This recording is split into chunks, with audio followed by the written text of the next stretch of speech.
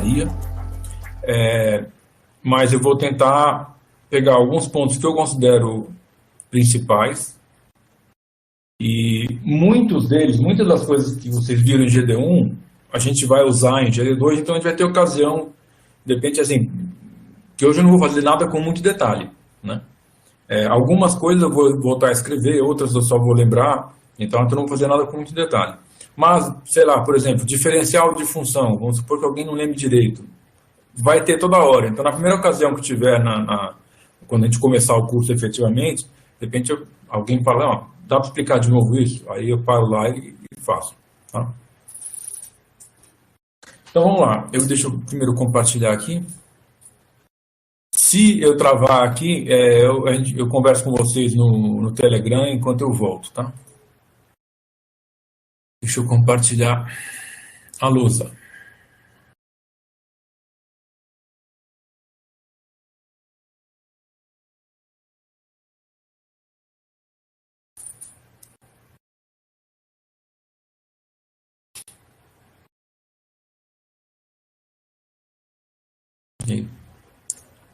Aí de vez em quando eu volto aqui para ver se tem comentários no bate-papo. Vocês estão vendo, né? Então, vamos lá, pegar aqui um giz branco. Eu vou começar com superfícies.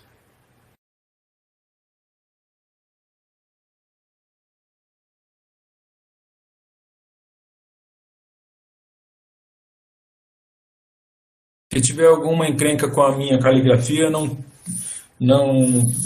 se intimidem, perguntem, tá? Ainda mais aí nessa situação de vídeo, não sei o quê. Tá? Oi, Henrique, boa noite. Na verdade, está começando agora. A única coisa que rolou nessa aula é que não vai ter mudança de horário na segunda-feira, tá? Você chegou bem no começo. Beleza, obrigado. Então, lembrando, né, a definição que vocês devem ter visto de superfície, é um subconjunto do R3 que tem a topologia induzida pelo R3.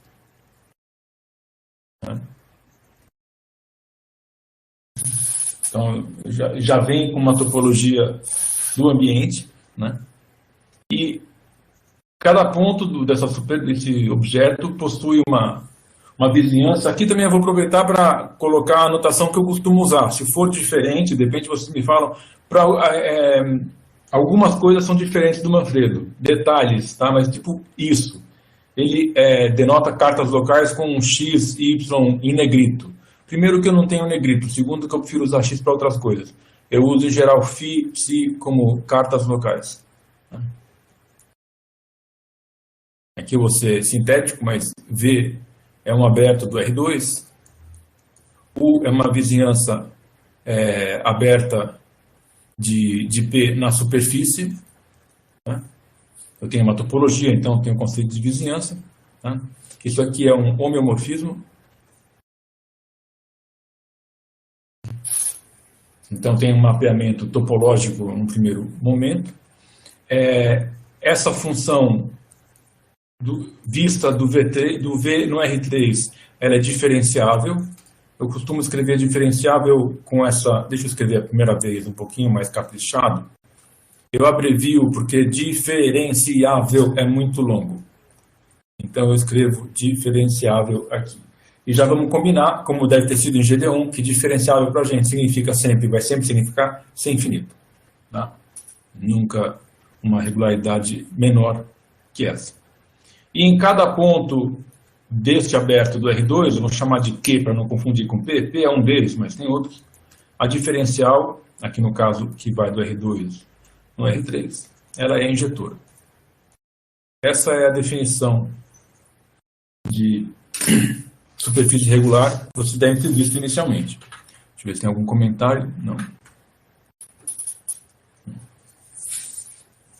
Eu queria destacar dessa definição, aqui a primeira parte, né, trata da topologia, o aspecto topológico. Né? E a topologia que eu tenho aqui, ela é herdada do ambiente. Né? Então, já é uma componente extrínseca, mas principalmente essa parte, né, ela é fortemente extrínseca. Primeiro, que quando defino esse objeto, eu ainda não sei o que é uma função diferenciável na superfície, então eu tenho uma função aqui de duas variáveis com valores no R3, tipo clássica, então sei que é a diferenciabilidade ali, e uma diferencial entre espaços euclidianos. Tá? Uma das primeiras coisas que vocês observam que essa condição, que é uma condição bastante importante, na prática ela quer dizer que os campos coordenados, né, que eu denoto por φ, φv, eu denoto primeiro, né, as coordenadas, né, que a gente chama de coordenadas locais, eu costumo denotar por UIV. Né? Φ é a carta local, o IV são as coordenadas. Né? Então, você está parametrizando uma porção da superfície.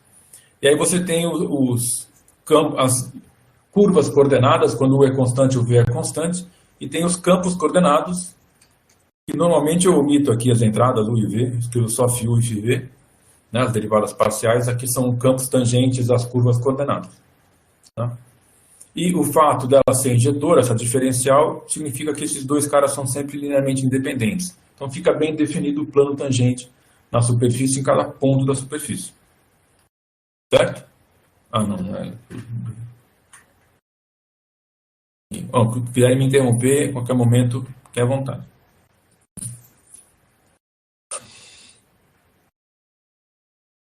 Então, essa é a primeira interpretação, mas tem uma consequência, ou uma coisa equivalente, que é bastante importante para uma série de conceitos que vem depois, né? Que se eu estou mapeando a superfície, né, com cópias de abertos do R2, né, cópias, mais para frente a gente vai poder afirmar que são diffeomorfas, né, a esse aberto do R2. Né? Então é como se eu estivesse colocando essas folhas na superfície, e, em geral, né, você tem uma carta que mapeia um pedaço, você tem outra carta que mapeia outro pedaço, e, em geral, elas têm intersecção. Na intersecção, né, estou longe daqui. Na intersecção, deixa eu fazer aqui um desenho clássico. Né? Aqui eu tenho a superfície, vamos supor que eu tenho uma carta local, pega um aberto V, manda aqui num certo aberto U. Aí eu tenho uma outra carta local que pega um aberto, sei lá, V', chamar de psi, não vou chamar de filinha, porque senão pode parecer derivado, enfim.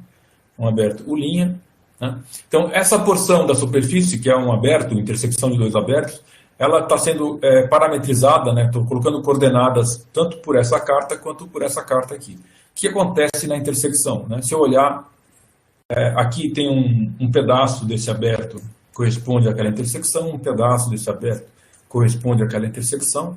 Olhando só para isso,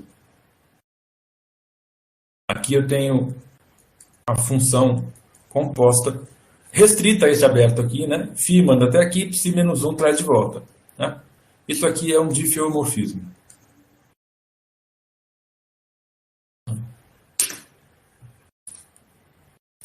Isso aqui segue praticamente dessa condição.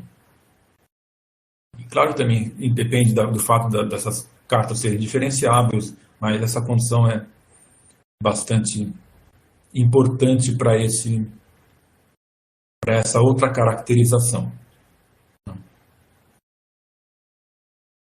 Qual é a diferença qualitativa entre essas duas caracterizações? Eu não sei quanto que, quando vocês fizeram GD1, o professor com quem vocês fizeram falou desse aspecto. Porque aqui o estudo de superfícies é um estudo de superfícies no R3.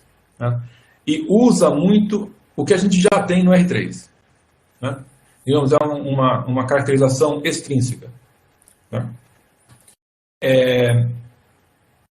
Mas existe o conceito de variedade diferenciável. Né? No caso particular, variedades diferenciáveis de dimensão 2. Tá? A gente não vai tratar de todas as superfícies, no sentido mais amplo de superfícies abstratas. Tá? Inclusive, até liguei com vocês, né, que eu coloquei no grupo do Telegram fotografia fotografia não, uma imagem da garrafa de Klein, que é uma superfície. Né? Então, é uma variedade diferenciável de dimensão 2. Só que ela não cabe no R3. Né? Tanto que quando a gente vai representar no R3, tem autointersecção. Na verdade, a garrafa de Klein não tem autointersecção. Ela mora naturalmente no R4. Ela não cabe no R3. Tá? Então, ela não vai estar... esse estudo não abrange também, tipo, por exemplo, a garrafa de Klein. Né? Mas como é que... não dá para definir a garrafa de Klein desse jeito, entendeu? A partir do R3, porque ela não mora no R3. Tá? Então, a gente tem uma definição abstrata de superfície, onde entra, por exemplo, essa condição. Eu vou colocar aqui só para a gente comparar. Eu não sei quem fez ou quem não fez, e não é objeto, mas só para a gente já... vocês lembram que eu comentei, eu quero ressaltar algumas categorias, digamos, do pensamento geométrico. Né? E como essa é uma, eu queria observar isso, tá? Muito rapidamente. Superfícies eu vou chamar de abstratas, é a linguagem do Manfredo, mas na verdade são variedades diferenciáveis de dimensão 2. Como é que eu defino esse objeto? Quer dizer, um objeto que existe por si só. Tá? Ele toma o R2 como modelo, né? Que nem essa superfície, do jeito que a gente definiu aqui. Eu estou pegando algo, eu sempre coloco no lugar errado. Esse cara aqui é um aberto do R2. Ele que me modela, digamos assim, a superfície. Pedaços dele que são levados para a superfície. Tá? Então, essa parte aqui eu vou manter. Né? Eu vou copiar do R2. O que eu não quero é presumir, né, assumir que existe um ambiente que contém esse objeto. Tá? Que eu vou definir. Então, primeira coisa, eu não vou pegar uma topologia induzida de algo do ambiente. Eu vou pegar S, um espaço topológico. Opa.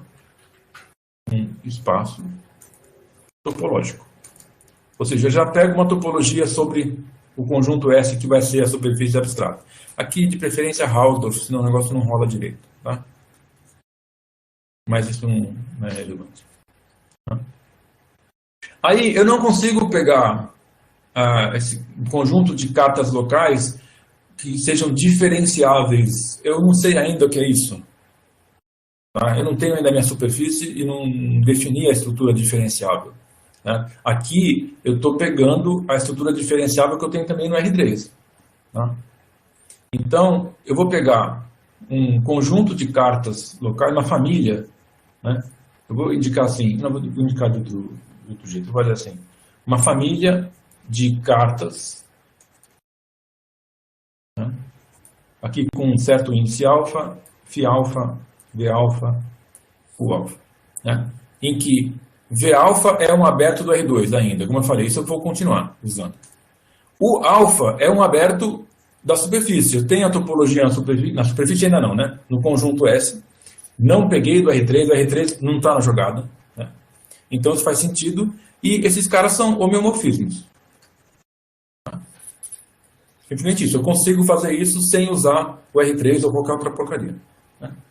E a terceira condição, quando, aqui eu não vou repetir o desenho, até porque o desenho não faz sentido, não existe um ambiente, tá? Mas a ideia é a mesma. Quando duas cartas aqui têm intersecção, um certo aberto U alfa com U beta tem intersecção, faz sentido aquela composição. E, então, esse tipo de composta, quando fizer sentido, elas vão de um aberto do R2 e um aberto do R2. Então, ali eu sei o que é diferenciabilidade. Tá? Isso aqui é um difeomorfismo. Difeomorfismo. Homeomorfismo é evidente, porque é composta de homeomorfismo, mas a condição de difeomorfismo. Essas três condições, eu estou colocando aqui como nota cultural, me interessa mais a ideia que isso é possível do que como é que funciona. Tá? Eu só estou usando aqui o conjunto S, a topologia que eu tenho sobre esse conjunto S. Suponho que exista um conjunto de cartas locais, né, um atlas, isso também faço na outra definição, e a condição que envolve a estrutura diferenciável, ela é dada em termos dos abertos do R2, que eu estou copiando, né, isso de qualquer maneira, como eu falei, é o que a gente faz, é copiar, né, chupinhar do R2 a sua estrutura diferenciável. Tá? Aí eu tenho uma superfície de maneira geral. Tá?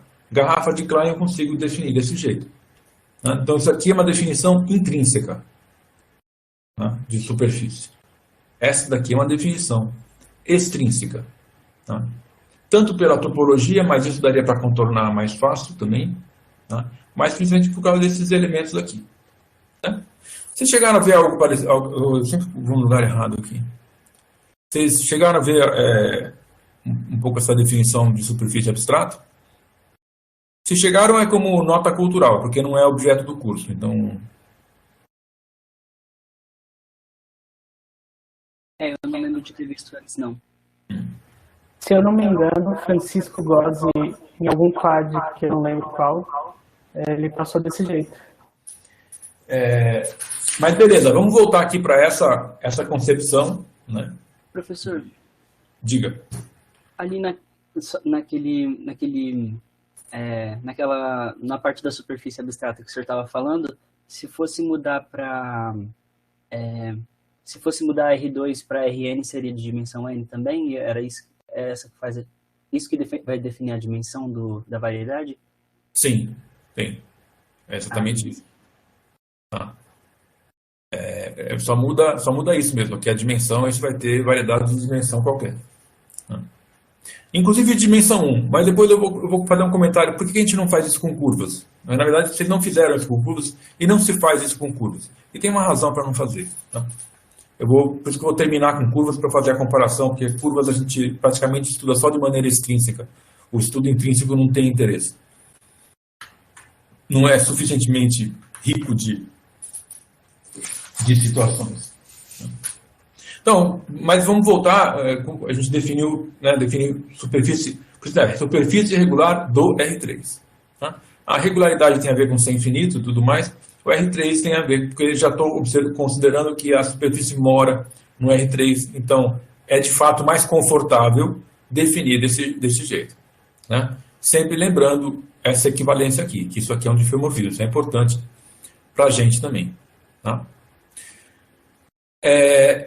Vocês devem ter visto vários exemplos, mas eu acho que todos se resumem fundamentalmente a um. É sempre bom lembrar que uma superfície regular, fundamentalmente, né, localmente, é gráfico de função diferencial.